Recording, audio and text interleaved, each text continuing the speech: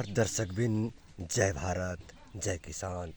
आज फेरि पनि हजुरहरूलाई हिजो अस्ति केही दिन अगाडि रोपेको ड्र्यागन फ्रुट के कस्तो भयो त भन्ने विषयलाई लिएर अनि अरू विषयलाई लिएर पनि म आज फेरि एउटा युट्युब भिडियो लिएर हजुर समक्ष आएको छु।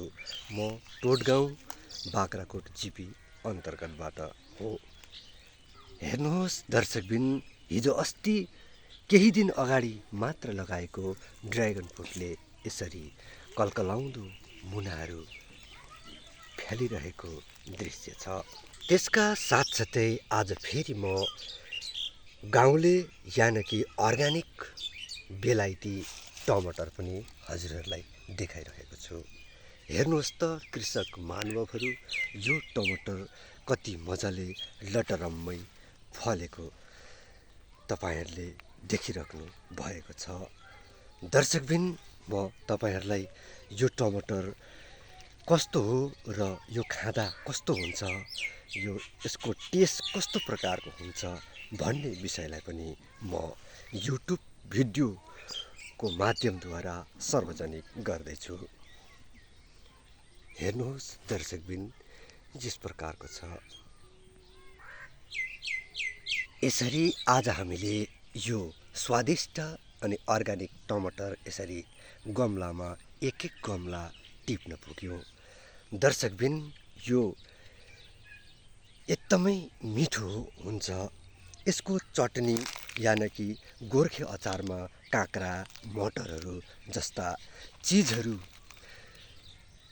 मोलेर अलिकति दही पनि मोलेर गोर्खे अचार बनाउँदाखेरि अत्यन्तै मिठो अनि स्वादिलो हुन्छ।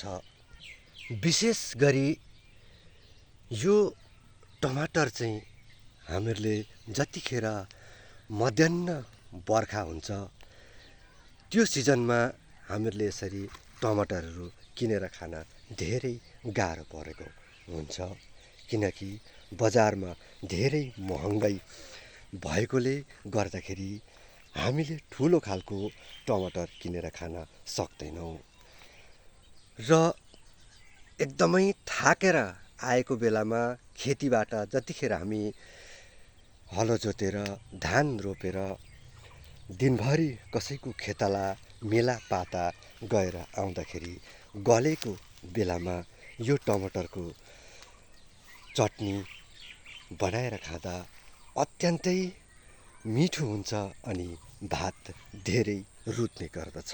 र दर्शकबिन, यो टमाटरलाई काटेर हामीहरूले यसरी सुकाएर राख्नुपर्नेछ र यसको दाम पनि धेरै हुने गर्दछ। यहाँ ढकनिया हुन्छ अनि यहाँ यसरी फर्सी लगाइएको छ। यो फर्सीको मुन्टा टिपेर यो मुन्टामा पनि छुस्स यो सुकेको टमाटर हाल्दाखेरि यसले एकदमै टेस्टी प्रकारको बनाउँछ।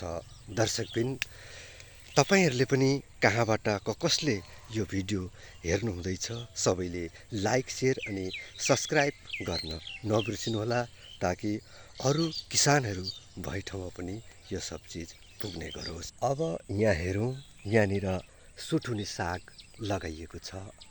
यो सुठुनी साग बर्खामा लह लह भएर कलकलाउँदो भएर आउँछ अनि एकदम एक प्रकारको डाक्लासरीको लह लह परेको डुकु डुकु टिपेर हामीहरूले यो टमाटर छस्स मिसाएर भुटेर खाँदा आहा कति आनन्द हुन्छ कृषक महानुभावहरू। र यसको साथमा फेरि घरेलु लसुन, यसरी यो लसुन किच्याएर टमाटरमा मोलमाल पारेर खाँदाखेरि पनि कति राम्रो स्वाद हुन्छ।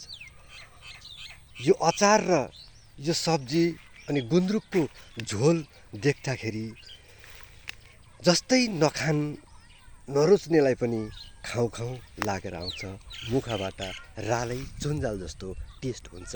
दर्शकबिन, कृषक भनेको यस्तो एउटा महत्त्वपूर्ण चिज हो जसले चाहिँ हराभरा बनाउने कोसिस गर्दछ। यसरी बस्ती इलाकामा विशेष गरी सानो खालको टमाटरहरू प्रशस्त मात्रामा उम्रिने गर्दछ र कतिपय कृषक महानुभावहरूले चाहिँ यसलाई यो बोट कति आउँछ भनेर यसलाई जङ्गल सम्झेर फ्याल्ने गर्नुहुन्छ। तर दर्शकबिन त्यो होइन। हामीले एक्चुअली बिरुवाहरूलाई जोगाएर राख्नु भनेको हाम्रो लागि अत्यन्तै महत्त्वपूर्ण अनि फलदायी चिज हो। हौ त कृषक महानुभावहरू, आजका लागि यो मेरो भिडियोलाई यतिमै समाप्त गर्दैछु। कहाँबाट कसले हेर्नुहुँदैछ मेरो च्यानललाई लाइक, सेयर अनि सब्सक्राइब गर्न नबिर्सिनुहोला।